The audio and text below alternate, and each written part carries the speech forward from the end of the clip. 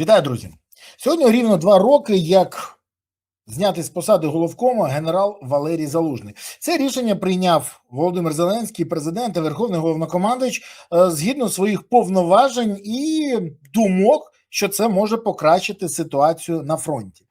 До речі, вчора з себе на каналі я провів опитування на телеграм-каналі «Березовий Сік». Чи стало краще, це стало гірше. Я поставив запитання дуже просто. Чи вирішене питання мобілізації, чи вирішення питання СЗЧ, чи стало більше того іншого, та чи стало більше чи менше проблем у армії. І щось, якось ті, хто читають канали, відповідали, не знайшли позитиву у звільнення Залужного. Не знаю, може ви іншою думкою. Напишіть, будь ласка, як ви вважаєте, ситуація після звільнення Залужного покращилась чи погіршилась? А я вам зроблю невелику пігулку для пам'яті, яка допоможе вам дещо згадати. Завдання Валерія Залужного, який був призначений восени 2021 року, було підготувати країну до повномасштабного вторгнення, але він зіткнувся з великими проблемами. Ну, по-перше, головком прийшов в армію, яка була, все ще залишалася в зруйнованому стані після того, що з нею зробили зелені. Більше того, скорочення, зневага, зменшення фінансування, все це було. Ну і ракетного щита не було. До речі, як тоді, коли Зеленський, фактично поставивши тарана, скоротив фінансування ракетної програми України, і ракетобудівна галузь фактично майже не отримували фінансування, а гроші поверталися на казначейські рахунки і потім використовувалися на будівництво доріг. Ну, ми ж пам'ятаємо, як Зеленський сказав, ми можемо збільшити армію в 2-3 рази, але тоді не зможемо фінансувати дороги. Ну, це там ті дороги, по яких потім їхали окупанти, щоб захоплювати Маріуполь, інші міста. Але це окрема історія. Повертаючись до Залужного, він повинен був швидко перебудувати армію. Щоб ви розуміли, завжди реформи вимагають роки. В нього було декілька місяців. А Залужний, провівши аудит, сказав, що потрібні снаряди, зброя і зміна підходів. Скажімо так, це не викликало захват у Володимира Олександровича, тому що це потрібно гроші на це, а йому хотілося будувати дороги. Більше того, Залужний, ну, скажімо так, був призначений під тиском наших партнерів, які бачили в ньому потенціал і, провівши аналітику, побачили, що він та людина, яка зможе змінити ситуацію на краще. Володимир Олександрович погодився, бо вважав армію нічим ніким і не вірив, що повномасштабне вторгнення буде. Більше того, він сказав, що треба готуватися до травневих шашликів. Але Залужний почав готуватися. А далі він зіткнувся з тим, що чим не очікував. Коли Верховний Головнокомандувач каже тій людині, яка має військову освіту, військовий досвід і військові досягнення, ти нічого не розумієш, і я тут Верховний, і все. Саме таку фразу почув Залужний, коли запропонував посилити, скажімо так, лінію потенційних наступів росіян.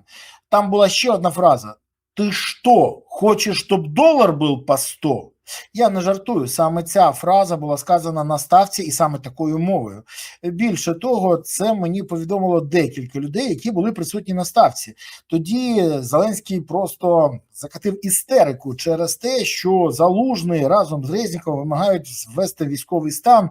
Він сказав, це призведе до паніки, долар буде 100, ви що, цього хочете? Ви на кого працюєте?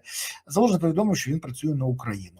Це дуже не сподобалось Володимиру Олександровичу, який завжди поважав тільки тих, хто працює на нього особисто і лояльний тільки йому. Але на цьому проблеми не закінчилися. Попри все, Залужному вдалося зробити неможливо. Маючи обмежену кількість військ, обмежену кількість снарядів, обмежену кількість техніки і обмежену кількість ресурсів, він зміг не дати росіянам отримати головне – взяти Київ.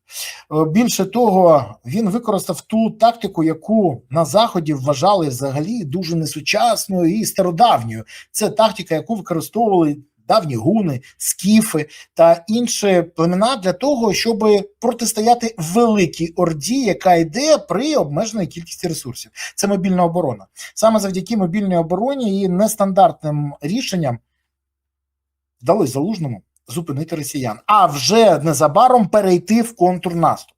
Багато хто вже забув, що тоді відбувалося. Багато хто забув, якими фактично силами оперував Головком, і багато хто забув, що фактично мобілізація відбувалася прямо на ходу, на колінці, інакше і не скажеш. Але треба згадати, що жоден товариш, однокашник, бізнес-партнер, партнер по сцені не був мобілізований. Мова про Зеленського. Жоден з них не був мобілізований. Що я можу сказати? Дивлячись на все це, можу сказати тільки одне. Завдання Залужного було не дати впасти Україні. Він цим завданням впорався. Потім перейшов в контрнаступ. Були звільнені Херсон, Харківська область, інші напрямки.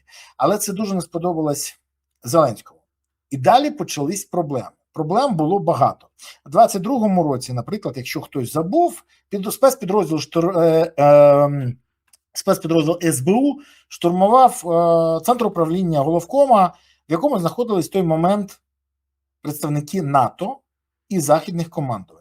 Саме штурмував. Мета затримання Головкома, і тільки особистим рішенням Головкома, який вступив в переговори зі штурмуючими, це не жарт, це було в центрі Києва, вдалося уникнути фактично бійні. Бо на підтримку Головкому прийшов військовий спецназ. Ну а як ви думали? Що будуть просто спостерігати? Бо добре слово це, звісно, непогано, але добре слово і Кольт досягають результату набагато кращого, ніж просто добре слово. Потім була ще одна історія, яку варто згадати.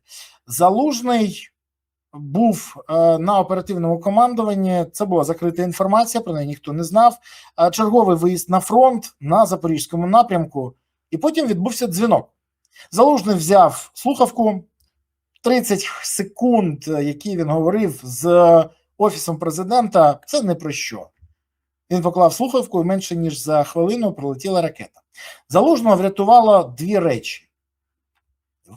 Щасливий випадок і те, що там були неймовірно товсті стіни, бо це була дуже стара споруда.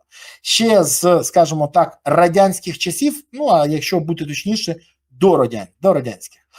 Стіни більше ніж 1,5 метра врятували. Залужний отримав поранення, якщо би на 8-10 сантиметрів лівіше, то Головкома би вже не було, і він став би легендарним. Співпадіння, скаже хтось, ну так, мабуть, так само, як і штурм Центру управління Головком. Далі були дискредитаційні кампанії, вкиди, брехня, праця безуглою проти Залужного, атаки. Ну, а потім я повідомив, що була зустріч, і зліз якийсь банковий мені сказав. Залужного Зеленський звільнив. Я про це написав. Що стало далі? Далі вийшов офіційний прес-секретар Зеленського і сказав, це неправда, нічого такого не відбулося. А вже 8 лютого, за тиждень, вийшов офіційний указ. Попри всі попередження військових експертів, попри всі попередження послів J7, попри всі попередження наших партнерів, Залужного звільнили. Ну, що я можу сказати? Після цього ситуація на фронті, самі скажіть, покращилась чи погіршилась? Ще раз, чи покращилась ситуація після звільнення Залужного на фронті? В питання вирішення питань проблем армії, зменшилась кількість СЗЧ, покращилась мобілізація чи навпаки? Проблем стало більше, ситуація на фронті гірше, мобілізація гірше, СЗЧ стало більше. Напишіть, ось як ви вважаєте і що знаєте, ну, що сталося? Бо Зеленський казав, що це робиться для того, щоб покращити ситуацію. Звільнення Залужного, на мою думку, не покращило. І я не бачу, щоб території стало звільнених більше. СЗЧ, наскільки мені відомо, стала просто страшна кількість. Якщо при Залужному кількість СЗЧ за 22-23 рік і частину 24-го року було менше, ніж там 20 тисяч, щось таке, то зараз значно більше 300 тисяч за схожий період. Порівняйте. Тому це багато про що говорить. Ну і головне, Зеленський не пробачив Залужному 3 речі. Зеленський не пробачив, що Залужний був єдиний, хто сперечався з ним, не погоджувався і вказував на невігластво Зеленського. Зеленський не погоджувався з тим, що Залужний, йому це дуже не подобається, і не подобається зараз, мав авторитет, популярність і рейтинг вище, ніж у Зеленського, і Зеленському дуже не подобалось головне. Залужного в армії любили і люблять. Так, скажете ви, сьогодні ми бачимо атаку, як навіть військових використовують проти Залужного, але завжди будуть ті, хто будуть незадоволені. Хтось чесно незадоволений, бо є причини для нього, бо хтось особисте ставлення, хтось може чомусь розчарований, а хтось просто готує собі місце в партійному списку «Слуги народу 2.0» на майбутні вибори. Різні історії є, але головне інше. Просто можна відповісти. Стало краще для України після звільнення Залужного? Чи гірше?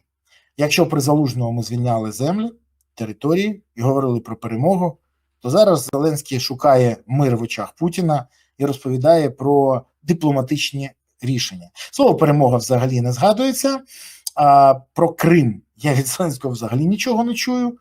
Ну і результат як є. Це той самий випадок, коли звільненням людини ми побачили, як прирекли Україну на те, що маємо зараз. Є ще багато чого розповісти, але може не час. З часом розповімо про це. До речі, дякую вам за те, що ви уважно слідкуєте, за те, що поширюєте цю пігулку для пам'яті, за те, що не забуваєте ставити вподобайку, це дуже важливо для канала, і підписуйтесь. Але найголовніше, за те, що ви підтримуєте ЗСУ, за те, що донатите на ЗСУ, приєднуєтесь до ЗСУ і допомагаєте ЗСУ. Бо ЗСУ – це єдина сила, яка гарантує те, що у України є майбутнє. ЗСУ – це запорука того, що у України є майбутнє. Є ЗСУ – є майбутнє. Не буде ЗСУ – не буде лише майбутнього. України не буде. Тому гуртуємо всі навколо ЗСУ, всі ресурси на ЗСУ, і от тоді, справді, буде все Україна. Навіть попри те, що роблять внутрішні і зовнішні вороги країни. Дякую, що дивились. Па-па.